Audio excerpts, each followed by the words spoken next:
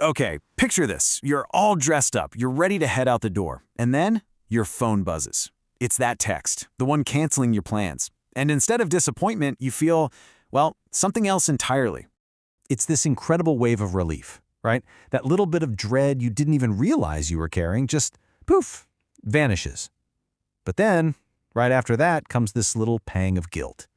You start thinking, oh man, does this make me a bad friend?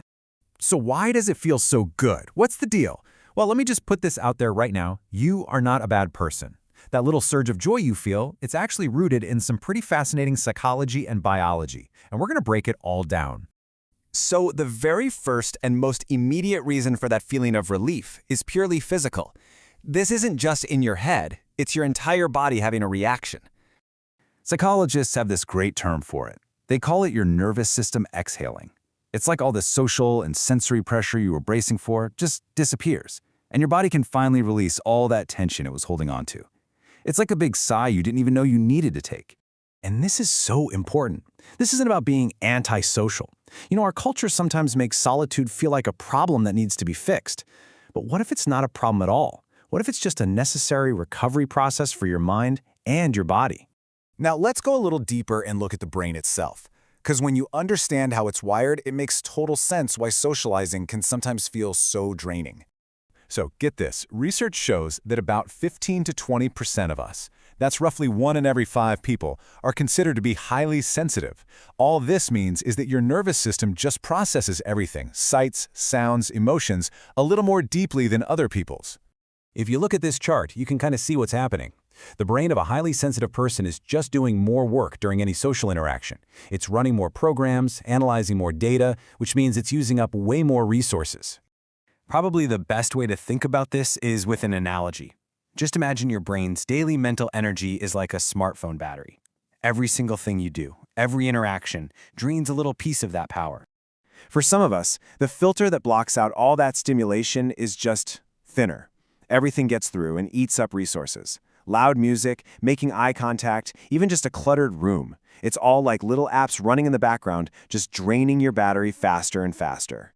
So when those plans finally do get canceled, it's not you being flaky or lazy. It's your brain's self-preservation system kicking into high gear. It's basically putting itself on low power mode to protect that last precious 10% of mental space you've got left. But it's not just about energy levels. There's actually a deeper psychological need at play here. And this one has everything to do with control. That relief you feel is also what you could call a hit of agency. It's that amazing feeling when your time suddenly becomes your time again. An obligation on your calendar just vanished and suddenly you're back in control of your schedule, your thoughts, your whole environment. A lot of this feeling comes from just being exhausted from performing extroversion all the time. Take this story about a woman named Maya. For years, she went to every single event, thinking there was something wrong with her if she didn't want to. But when plans got canceled, she had this breakthrough. She realized she was finally living her life, not just acting out a part. And that is why solitude is so vital. It's not empty time. It's your brain's chance to defragment, to sort through your own thoughts and hear your own voice without all the noise from the outside world rushing in.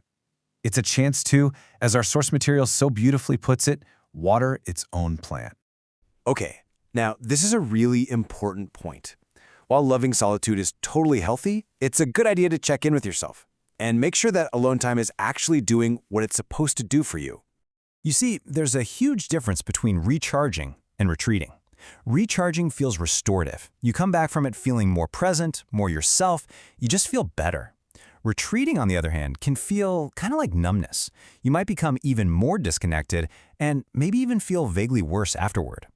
Just knowing that difference is the key to understanding what you really need. So, let's bring this all home. After all this, what is the one big thing you should really take away from this? Here it is. The key takeaway is this. That feeling of relief you get when plans are canceled isn't a character flaw. It's not something to feel guilty about. It is a powerful, important signal from your mind and your body, telling you exactly what it needs to recover and function at its absolute best. And that really just leaves us with one final question. If that feeling is a signal, well, it's probably worth listening to, right? So the next time you feel that sweet, sweet relief of a canceled plan, instead of jumping straight to guilt, maybe just pause and ask yourself, what is my psychology trying to tell me I need right now?